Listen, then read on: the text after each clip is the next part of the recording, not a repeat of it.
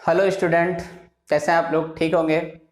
स्वागत है आप सभी का हमारे यूट्यूब चैनल रोशन सर मैथमेटिक्स में। आज हम ट्रिकोनोमेट्री का आगे का भाग पढ़ेंगे, जिसमें से पहला एक्सरसाइज आपका हो चुका था। अब हम दूसरा एक्सरसाइज की ओर चलेंगे। मान निकालने सीखेंगे कि कैसे हम एंगल पे मान निकालेंगे ट्रिकोनोमेट्री का, trigonometrical ratio, sine, cos, tan, cosec, cot और सेक। ये सबका मान 30 डिग्री, 0 डिग्री, 60 डिग्री और 90 डिग्री पे मान निकालेंगे हम लोग, 45 डिग्री पे। तो इनका मान देखेंगे आप कि किस प्रकार से किनका मान क्या होगा। इनसे पहले अगर हम आपको पूछते कि साइन 30 का वैल्यू क्या होता है तो आपको पता नहीं था। आपको अगर ये पूछते साइन थीटा का वैल्यू कितना होता है तो ये आपको पता था, P/H होता है। तो चलिए आज हम, और ये एक साइन एक फंक्शन का 5 मान निकालना है आपको, 0 डिग्री पे, 30 डिग्री पे, 45 डिग्री पे, 60 डिग्री पे और 90 डिग्री पे। टोटल आपका 6 फंक्शन है, तो 30 गो मान होगा जो आपको हम बताएंगे आज। और ये इंपॉर्टेंट क्लास होने वाला है सबके लिए, तो प्लीज सभी इसको शेयर कर दीजिएगा।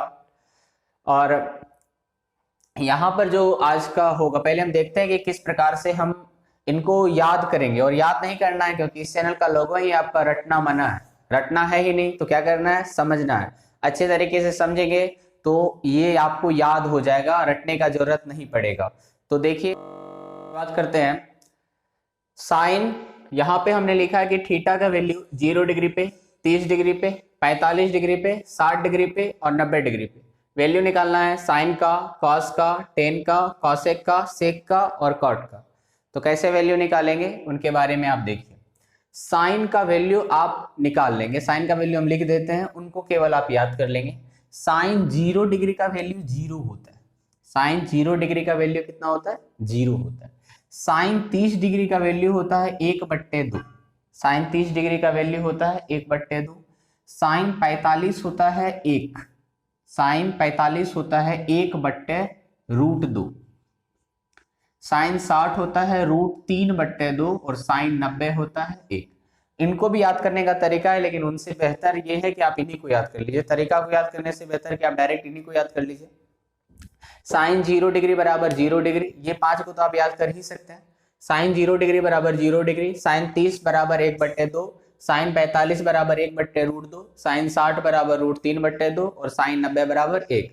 आप इस 5 को याद करो, हम वादा करते हैं आपसे कि और सारा आपको अपने आप याद हो जाएगा। देखो साइन का अगर आपको याद हो गया, एक बार याद कर लीजिए। साइन 0 का वैल्यू 0 डिग्री, साइन 30 का वैल्यू 1/2, साइन 45 हो गया 1/√2, साइन 60 हो गया √3/2 और साइन 90 हो गया 1। चलिए अब अगर ये आपको याद हो गया तो कॉस निकालने में कोई दिक्कत नहीं है। कैसे नहीं है? कॉस निकालने के लिए आप केवल रिवर्स कर दो। जैसे साइन 90 डिग्री का जितना वैल्यू हुआ था, साइन 0 डिग्री का वैल्यू उतना होगा। साइन 90 डिग्री का वैल्यू 1 था तो साइन 0 डिग्री का वैल्यू कितना होगा, 1 होगा। उसके बाद देखिए, फिर साइन 60 का वैल्यू √3/2 था तो कॉस 60 का वैल्यू होगा √3/2। केवल उल्टा देना है उनको। साइन 45 1/2 और इधर से भी तीसरा में 45, इधर से भी तीसरा में 45, तो मतलब ये सेम होता है 1/√2। साइन 60 का वैल्यू, सॉरी कॉस 60 का वैल्यू उतना ही होगा जितना साइन 30 था, 1/2। बढ़िया से देखिएगा। कॉस 90 का वैल्यू उतना होगा जितना साइन 0 का वैल्यू था, 0। कुछ करा हमने? कुछ नहीं करा। साइन आपको याद है, कॉस आपका आराम से निकल जाएगा। कैसे निकलेगा देखिए आराम से। साइन 0 डिग्री 0 था, sine 30 degree 1/2, sine 45 1/√2, sine 60 √3/2, sine 90 1। बस इनको असेंडिंग इस ऑर्डर में लिख दिए। 1 को यहाँ पर लिख दिया, √3/2 को यहाँ पर लिख दिया, 1/√2 जहां पर है वहीं रहेगा, 1/2 को यहाँ लिख दिया, 0 को यहाँ लिख दिया। साइन याद करो, कॉस फ्री में हो जाएगा। अब टेन कैसे निकालेंगे? तो टेन निकालने के लिए साइन को कॉस से भागा देते हैं। साइन को कॉस से भागा देते हैं तो उसका वैल्यू टेन होता है। ये बात आप आगे चल के पढ़ेंगे कि साइन थीटा बट्टे कॉस थीटा बराबर टेन थीटा होता है। तो 0/1 जब करेंगे, 0/1 तो कितना होगा वैल्यू, 0। देखो यहीं से निकल जाएगा। 0/1 करेंगे कितना होगा, 0 होगा। 1/2 बट्टे में √3/2, कल हम बताए थे नीचे का दोनों आप कट जाएगा, दो कट जाएगा, बचेगा 1/√3। भागा दे रहे हैं साइन और कॉस को, कुछ नहीं कर रहे हैं। 1/√2 1/√2, जब दो समान चीज को भागा देते हैं तो वैल्यू कितना होता है, 1 होता है। यहाँ पर कितना हो जाएगा, 1। उसके बाद फिर यहाँ 2 कट जाएगा, √3/1, तो √3/1 मतलब √3।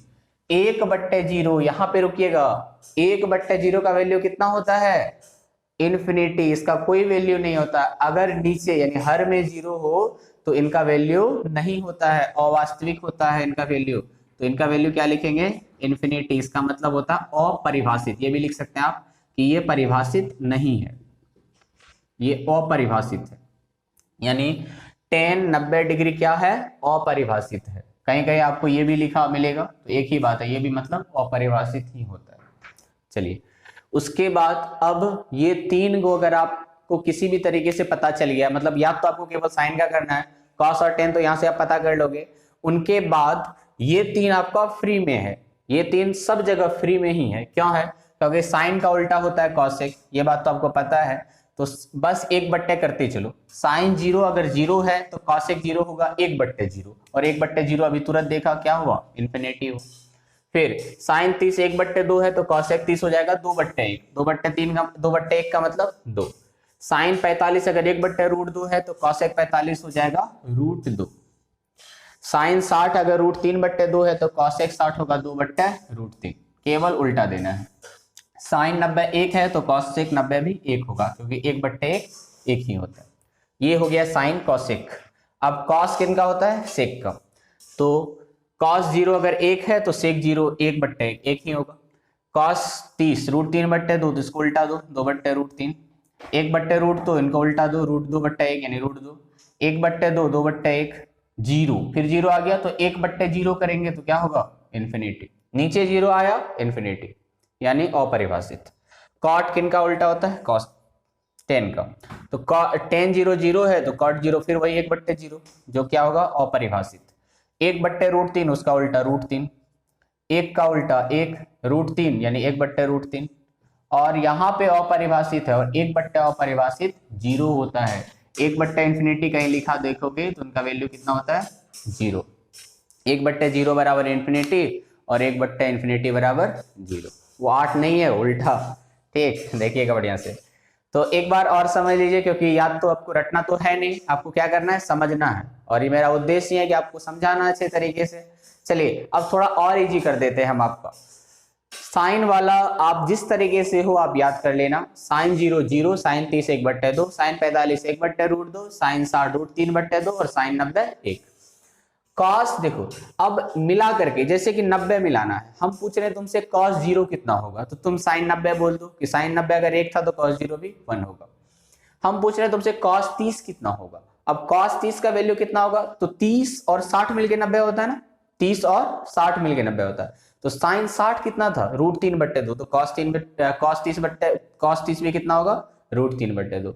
हम तुमसे पूछ रहे हैं कि cos 60 कितना होगा, तो अब 60 30 90, यानी साइन 30 कितना था? 1/2, तो cos 60 भी कितना होगा? 1/2। बस मतलब हम cos के बारे में अगर पूछ रहे हैं तो आप इसको देखो कि वो 90 में से कितना कम है।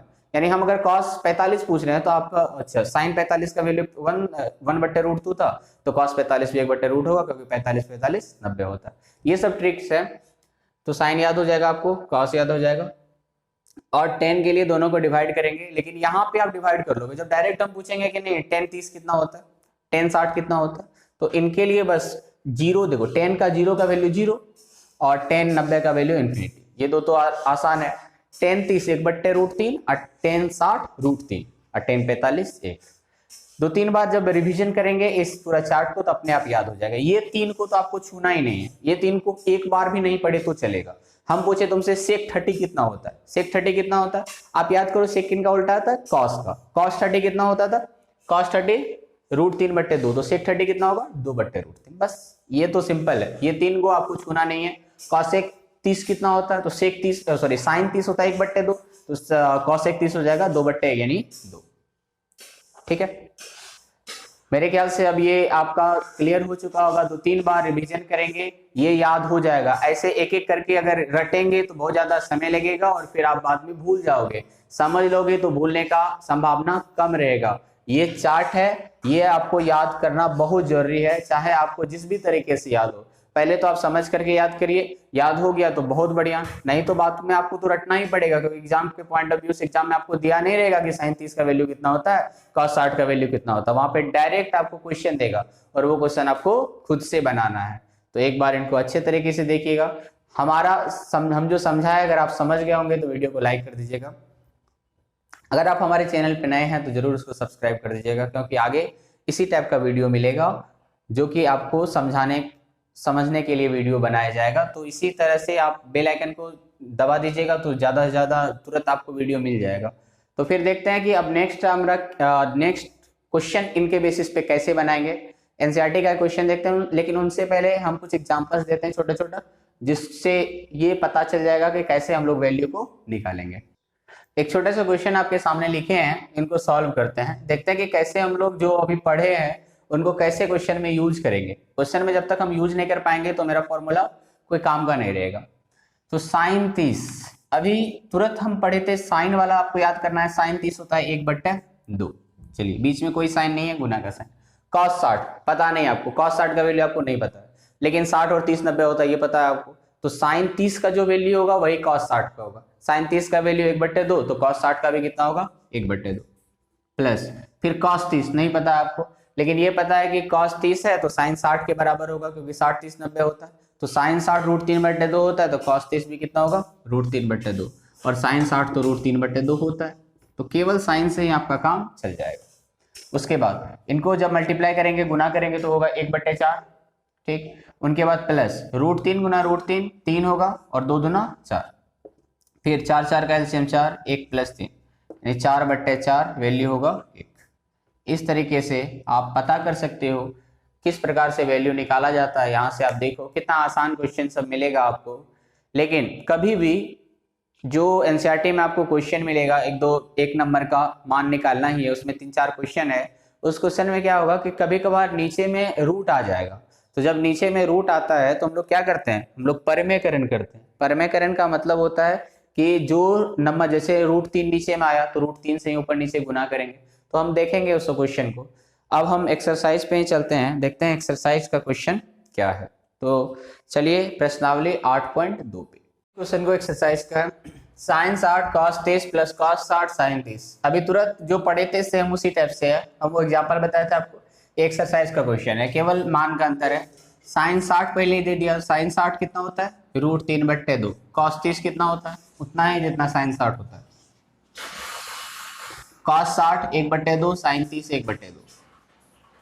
बस मान अगर किसी भी तरीके से आपको पता चल गया तो क्वेश्चन में और कुछ भी नहीं रखा हुआ है। 1/4, 4 4 का एलसीएम 4, 3 + 1 4/4 कितना होगा वैल्यू 1 होगा। sin 60 cos 30 plus cos 60 sin 30। sin 60 का वैल्यू √3/2, cos 30 का वैल्यू भी √3/2, बीच में गुना का साइन है, प्लस cos 60 1/2, sin 30 1/2। अब ये √3 गुना √3 3 होगा, 2 दूना 4, 1 गुना 1 1 होगा, 2 दूना 4। तो फिर यहाँ पे 4 4 का एलसीएम 4 हो गया, ऊपर बचा 3 + 1 4/4 कितना हो गया वैल्यू 1। ये पहला क्वेश्चन था। दूसरा क्वेश्चन देखिए,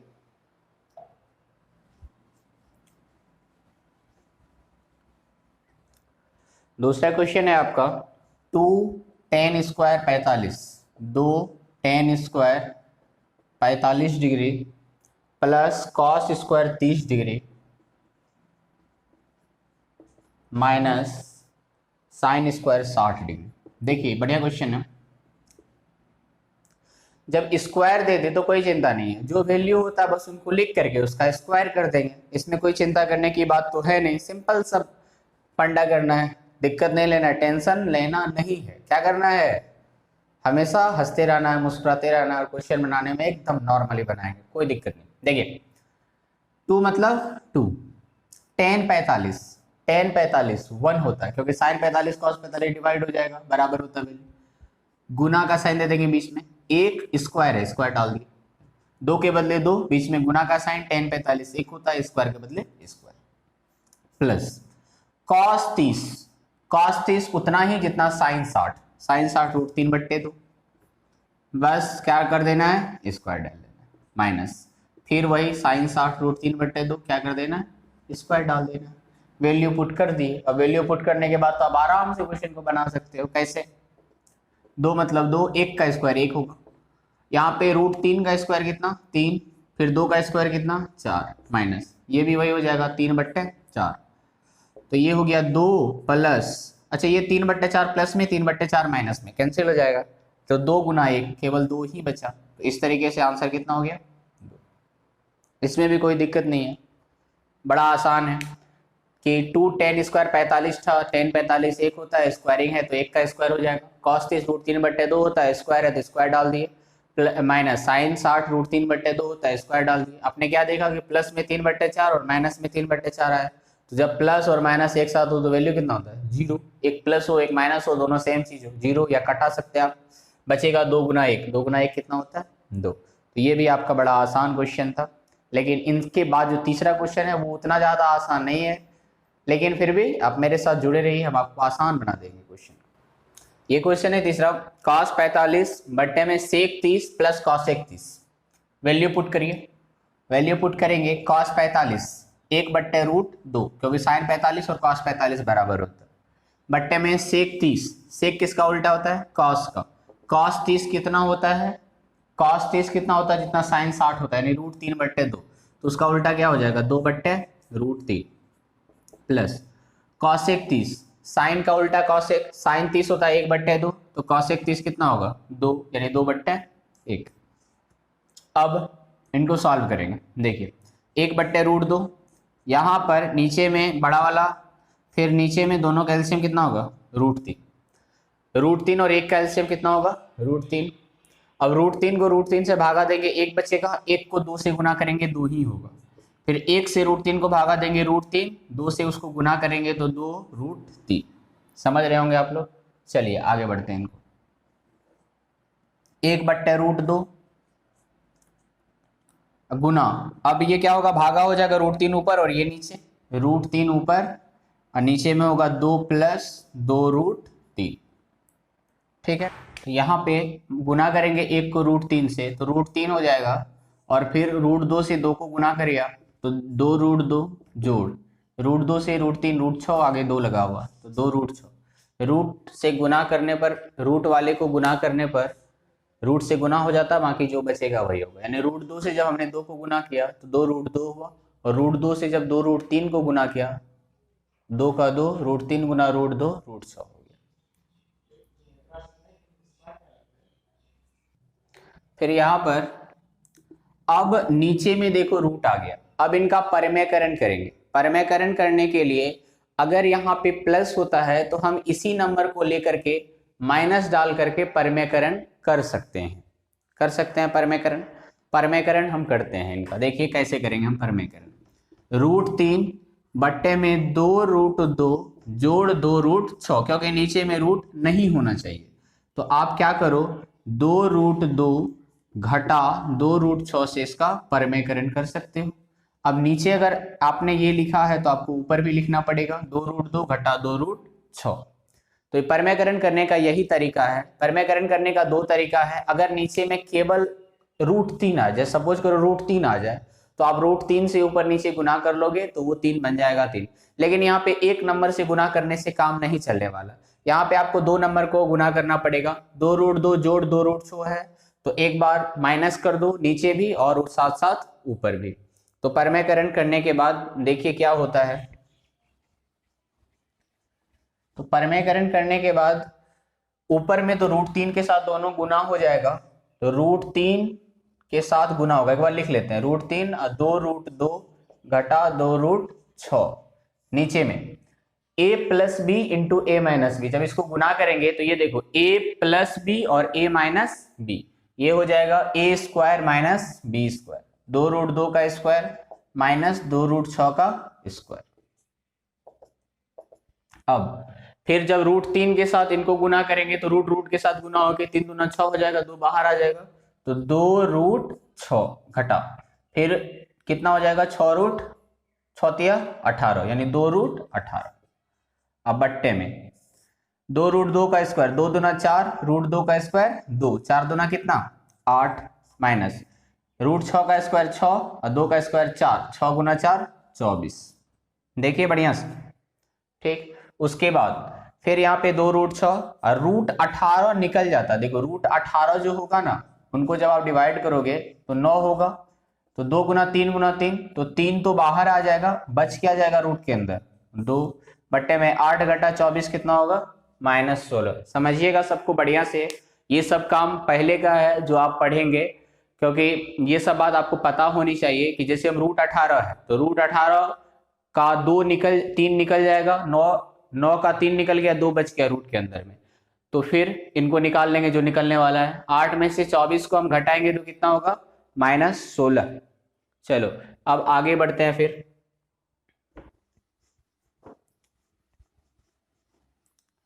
तो जब हम आगे बढ़ेंगे तो 2√6 घटा, यहाँ पे 2 दिया 6√2 और नीचे में बट्टे में कितना हो जाएगा -16। अब नीचे में दो चीज नहीं होना चाहिए, दो चीज क्या, एक तो माइनस नहीं होना चाहिए और एक रूट नहीं होनी चाहिए। ये दो चीज आप नहीं देखना पसंद करोगे नीचे में। तो पहले हम क्या करते हैं कि पहले इनको दो को कॉमन ले लेते हैं, बचेगा √6 घटा में 3√2 बट्टे में -16। 2 इसमें भी है, 6 में भी 2 है, 6 में 2 को कॉमन ले लिया, 3√2 बचा, 2 से 1 कट जाएगा -8 जामे, तो यहाँ पे लिखेंगे आप √6 घटा 3√2 बट्टे में -8। अब नीचे में माइनस नहीं होना चाहिए, उसके लिए माइनस को ऊपर में हम कॉमन ले लेते हैं। जब हम ऊपर में माइनस को कॉमन ले लिए, या ऊपर नीचे वाला माइनस को ऊपर भेज दो, तो ये हो जाएगा √6 घटा 3√2 और बट्टे में 8। नीचे वाला माइनस को कहाँ भेज देना है, ऊपर। अब देखो ये माइनस आगे लगने से क्या होगा, माइनस वाला टर्म प्लस हो जाएगा और प्लस वाला टर्म माइनस हो जाएगा, यानी 3√2 प्लस में हो गया और √6 माइनस में हो गया, बट्टे में कितना बच गया 8। यही आपका क्या है, आंसर है। बढ़िया से आप देखिए इस क्वेश्चन को, ये क्वेश्चन बढ़िया है थोड़ा बनाने में आपको। तो पहले क्या करना था, जैसे क्वेश्चन जो आपका था cos 45 बट्टे में sec 30 प्लस cos 31, तो sec 45 का जो वैल्यू होता है उनको आपने रखा, sec 30 का वैल्यू जो होता है उनको आपने रखा और cos 30 का वैल्यू जो होता है उनको आपने रखा। तो उनको गुना करने के बाद आपने क्या देखा कि नीचे में रूट आ रहा था, तो नीचे में जब भी रूट आए तो आप उसका परमेयकरण करोगे।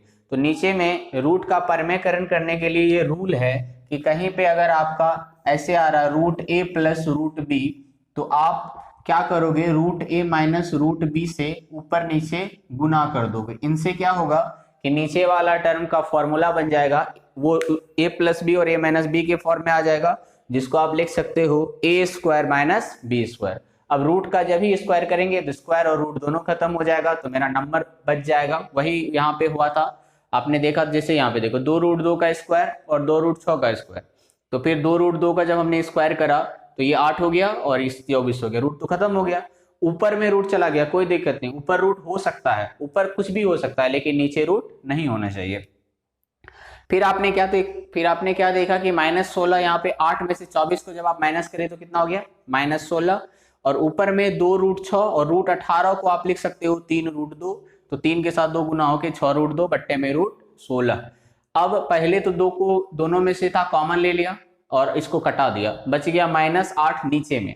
अब ये नीचे का माइनस को कहाँ ले जाना है, ऊपर, तो माइनस ऊपर ले गए, यहाँ ब्रैकेट डाल दिए, तो प्लस वाला टर्म माइनस हो गया और माइनस वाला टर्म प्लस हो गया, यानी 3√2 घटा √6 बट्टे में 8। उम्मीद करते हैं आप समझ गए होंगे, और आप अगर समझ गए तो और भी कुछ क्वेश्चन लेंगे, किसी भी बुक से लेंगे, उनको प्रैक्टिस करेंगे, क्योंकि जब तक आप अपने से प्रैक्टिस ना करोगे तो फिर हम कितना भी बता दें कोई फायदा होने वाला नहीं है।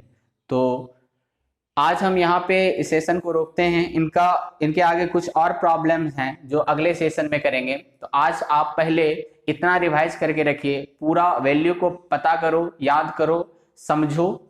सबसे इंपॉर्टेंट चीज है समझना, और समझ करके याद अपने आप हो जाएगा।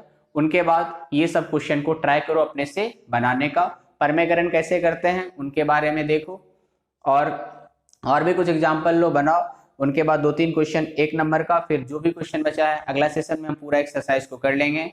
फिर आगे जो कॉम्प्लीमेंट्री एंगल वाला है उनको पढ़ेंगे, और उसके बाद जो सबसे इंपॉर्टेंट है त्रिकोणमिति का आइडेंटिटी, जिसमें कुछ फॉर्मूला है उनको बताएंगे, उनसे रिलेटेड 8.4 का 10 क्वेश्चन मिलेगा आपको, जिसमें से एग्जाम में पूछा जाता है कुछ क्वेश्चन। तो ये सब बात करेंगे। तो आज का सेशन को हम यहाँ समाप्त करते हैं। धन्यवाद।